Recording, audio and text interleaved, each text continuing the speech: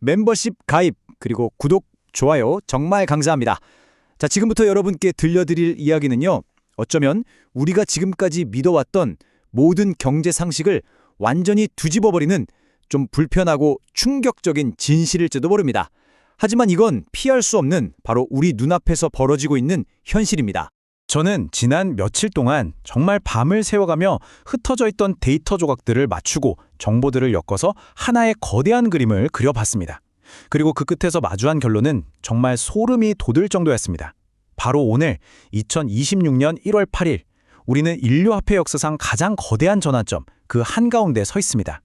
48조 달러라는 말도 안 되는 유령 같은 돈을 찍어내며 겨우 버티고 있던 위안화라는 모래성이 드디어 무너져 내리고 있습니다. 근데요, 이건 단순한 경제 위기가 아닙니다. 이 거대한 붕괴의 뒤편에서는 누군가에 의해 수년간 아주 치밀하게 설계된 디지털 트로이 목마가 조용히 움직이기 시작했습니다. 화면에 보이는 이 숫자 48조 달러. 우리나라 돈으로 환산하면 6경 원이 넘는 정말 상상조차 하기 힘든 돈입니다. 이게 바로 지금 중국의 M2, 그러니까 시중에 풀려있는 돈의 총량입니다. 미국보다 2배 이상 많은 이 어마어마한 돈은요, 경제가 성장해서 생긴 돈이 아닙니다. 오직 붕괴를 막기 위해서 말 그대로 허공에서 그냥 만들어낸 돈입니다. 하지만 모래로 쌓은 성이 영원히 파도를 막을 순 없겠죠. 이제 그 거대한 파도가 모든 것을 집어삼키기 위해 몰려오고 있습니다. 자, 그래서 오늘 이 거대한 지정학적 스릴러의 전모를 제대로 파헤치기 위해서 총 6개 섹션으로 나눠서 하나씩 분석해 보겠습니다. 지금부터 저와 함께 이 복잡하게 얽힌 사건의 실타래를 한번 풀어가 보시죠. 자, 첫 번째 섹션, 거대한 균열의 시작입니다. 모든 붕괴에는 그 시작점이 있기 마련이죠. 대체 중국은 왜 스스로 무너질 수밖에 없는 이런 위험천만한 도박을 시작해야만 했을까요? 그 해답은 그들이 찍어낸 돈이 어디로 갔는지를 추적해보면 나옵니다. M2 복잡하게 들릴 수 있는데 쉽게 말해서 그냥 시중에 풀린 돈 전무라고 생각하시면 돼요. 근데 여기서 진짜 중요한 건 그 돈의 규모가 아닙니다. 진짜 중요한 건 왜, 그리고 어디에 이 돈을 썼냐는 거죠. 보통 미국이나 유럽이 돈을 풀면 그 돈은 대부분 은행 시스템 안에서 맴돌았어요. 근데 중국은 완전히 달랐습니다.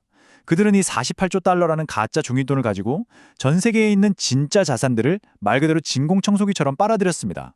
아프리카의 광산, 남미의 항구, 그리고 무엇보다도 금과 은 같은 실물 자산들을요. 이건 단순한 경기 부양책이 아니에요. 이건 가치가 사라질 종이 화폐를 영원한 가치를 지닌 실물 자산으로 바꾸는 국가 차원의 거대한 자산 교체 작전이었던 겁니다.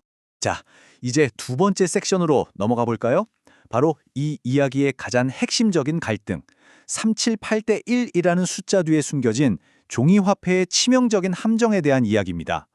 과연 이 숫자가 어떻게 월스트리트를 파멸시키고 위안화의 운명을 결정짓게 되는 걸까요?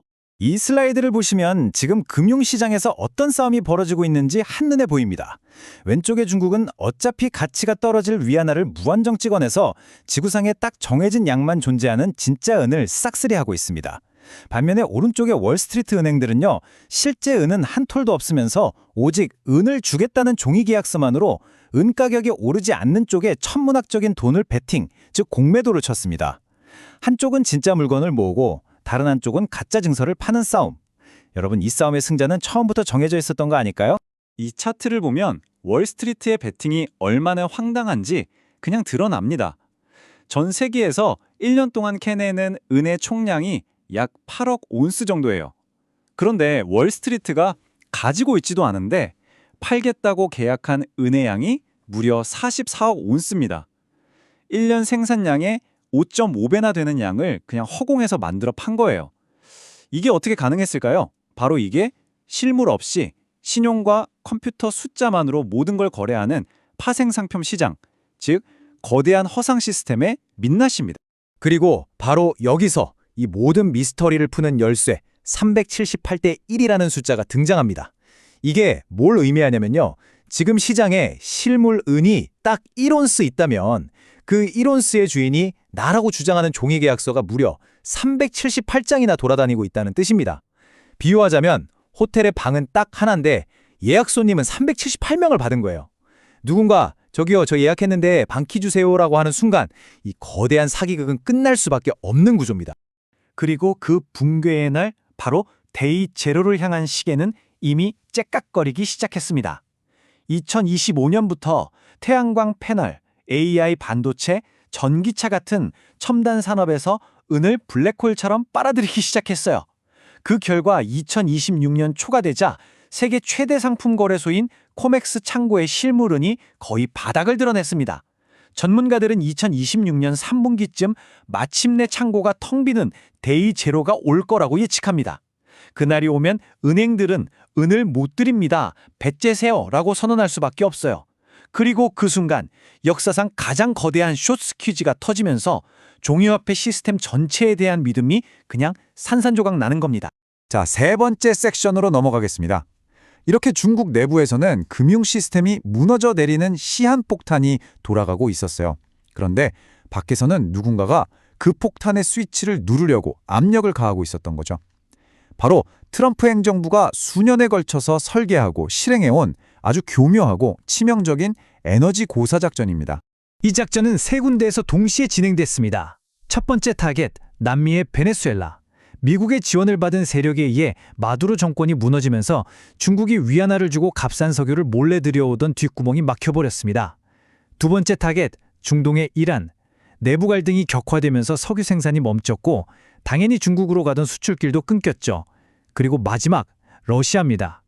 서방의 강력한 압박으로 중국의 에너지를 되파는 길이 아주 좁아질 겁니다. 이 세 가지 움직임은 마치 사냥감의 목을 조이듯 중국의 에너지 생명줄을 서서히 하지만 확실하게 끊어놓고 있습니다. 결국 이 표가 보여주는 건 간단합니다. 베네수엘라와 이란이라는 두 개의 수도꼭지는 완전히 잠겼고 마지막 남은 러시아라는 수도꼭지에서는 물줄기가 가늘어지는데 물값은 엄청나게 비싸졌다는 겁니다.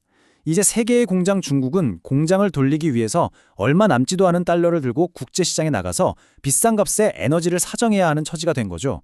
여기서 우리는 아주 본질적인 질문을 던져봐야 합니다. 세계 공장이라고 불리던 곳에 전원이 꺼진다면 무슨 일이 일어날까요? 공장이 멈추면 물건을 못 만들고 수출을 못합니다. 수출을 못하면 달러를 벌어올 수가 없죠. 그럼 그 공장의 생산력을 믿고 쓰던 돈, 즉 위안화는 어떻게 될까요? 답은 너무나도 명백합니다. 아무것도 만들지 못하는 공장의 화폐는 그냥 종이 조각일 뿐입니다. 이제 네 번째 섹션입니다. 내부로부터의 금융 붕괴와 외부로부터의 에너지 압박. 이 두 개의 거대한 폭풍이 만나는 바로 그 지점에서 수년간 잠복해 있던 디지털 트로이 목마가 드디어 움직이기 시작합니다. 이 슬라이드가 보여주는 건 정말이지 역사의 가장 큰 역설 중 하나입니다. 중국 공산당은 14억 인민의 모든 거래를 감시하고 통제하기 위해서 세계에서 가장 완벽한 QR 결제 시스템과 디지털 위안화 인프라를 만들었어요. 그런데 아이러니하게도 그들이 통제를 위해 완벽하게 깔아놓은 이 디지털 고속도로가 위안화가 무너지는 순간 국가의 통제를 벗어난 새로운 화폐, 바로 파이 네트워크가 시스템을 장악할 최적의 경로가 되어버린 겁니다. 특히 2025년 말에 공산당이 수많은 코인 중에 유독 파이코인을 콕 집어서 금지했잖아요. 그건 사실상 전 세계에 이게 진짜 위협이다라고 광고해준 꼴이 된 거죠. 그리고 그 위협은 이미 시스템 깊숙한 곳까지 퍼져 있었습니다. 이 도표를 보세요. 전 세계 파이 네트워크 사용자의 약 40%, 그러니까 적게는 2천만에서 많게는 2,500만 명에 달하는 사람들이 이미 만리장성 안쪽, 즉 중국 본토 안에 있습니다.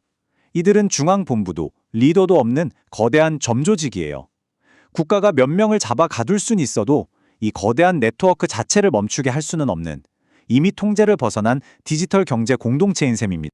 그리고 마침내 위안화가 가치를 잃고 마비되는 그날, 길거리에서는 바로 이런 일이 벌어질 겁니다. 동네 국수가게 사장님이 더 이상 정부 운행 앱에 QR코드를 내밀지 않아요. 대신 자기 스마트폰에 있는 개인 파이 지갑의 QR코드를 쓱 보여주는 거죠. 손님은 그걸 스캔해서 국수값을 파이로 지불합니다. 빵을 사고 물을 사고 약을 사는 모든 일상의 거래가 국가의 감시망을 벗어나 개인과 개인의 P2P 네트워크 안에서 이뤄지는 지하 생존 경제가 탄생하는 순간입니다. 혁명은 거창한 구호가 아니라 바로 이렇게 먹고 사는 문제에서 시작되는 겁니다. 이제 마지막 퍼즐 조각을 맞춰볼 시간입니다. 다섯 번째 섹션에서는 이 모든 혼란과 붕괴가 결코 우연이 아니라 미국의 새로운 글로벌 화폐 패권을 만들기 위한 거대한 설계, 즉 그랜드 디자인의 일부였다는 것을 보여드리겠습니다. 2025년에 미국에서 조염이 통과된 지니어스 법안이라는 게 있습니다. 이 법의 핵심은 미국에서 발행되는 모든 달러 연동 스테이블 코인은 무조건 100% 현금이나 미국 국채를 담보로 가지고 있어야 한다는 겁니다. 겉으로 보기엔 그냥 투자자 보호법 같아요. 하지만 그 속을 들여다보면 이건 스테이블 코인을 단순한 암호화폐가 아니라 달러 패권을 디지털 시대에 맞게 업그레이드하는 아주 강력한 금융 무기로 만드는 무서운 법안입니다. 이 슬라이드가 그 무섭도록 정교한 메커니즘을 5단계로 보여줍니다. 자, 잘 따라와 보세요. 첫째, 한 중국인의 위안화가 휴지 조각이 됩니다. 둘째, 그는 먹고 살기 위해 파일을 씁니다. 셋째, 그가 해외 물건을 사거나 자산을 안전하게 보관하기 위해 파일을 달러와 연동된 스테이블 코인으로 바꾸는 순간 네 번째 단계가 자동으로 발동됩니다. 법에 따라서 스테이블 코인 회사는 그 금액만큼의 미국 국채를 무조건 사야만 합니다. 그 결과가 바로 다섯 번째 단계입니다. 전 세계 수십억 명이 자기 나라 돈이 망해서 살아남기 위해 하는 모든 개인 간의 거래가 자동으로 미국 정부에 빚을 사주고 달러 시스템을 더욱 강하게 만드는 거대한 제국이 완성되는 겁니다. 군대도 필요 없고 조약도 필요 없습니다. 오직 코드로 지배하는 새로운 제국, 알고리즘 제국의 탄생입니다. 이제 마지막 섹션입니다. 우리는 지금까지 중국 내부의 금융 붕괴, 미국의 외부적 에너지 압박, 그리고 그 틈을 파고드는 새로운 네트워크 기술이라는 세 개의 거대한 폭풍이 어떻게 한 지점에서 만나 역사를 바꾸고 있는지 목격했습니다. 누군가는 위완화라는, 그리고 어쩌면 다른 모든 나라의 법정화폐라는 가라앉는 배와 함께 침몰할 겁니다. 하지만 또 다른 누군가는 이미 자기 주머니 속 스마트폰에 들어와 있는 새로운 시대의 열쇠를 돌리게 될 겁니다. 2026년, 돈이란 더 이상 국가가 보증하는 종이가 아니라 네트워크 참여자들이 합의로 그 가치를 만들어가는 프로토콜이라는 새로운 정의가 쓰이고 있습니다. 마지막 질문을 던지며 오늘 분석을 마칩니다. 지금 여러분의 손에, 여러분의 은행 계좌에 있는 것은 언젠가 가치를 잃을지도 모르는 특정 국가의 약속이 담긴 종이 조각입니까? 아니면 국경과 통제를 넘어 여러분의 자산을 지켜줄 미래의 네트워크입니까? 진리는 투명하며 선택은 이제 온전히 여러분의 몫입니다.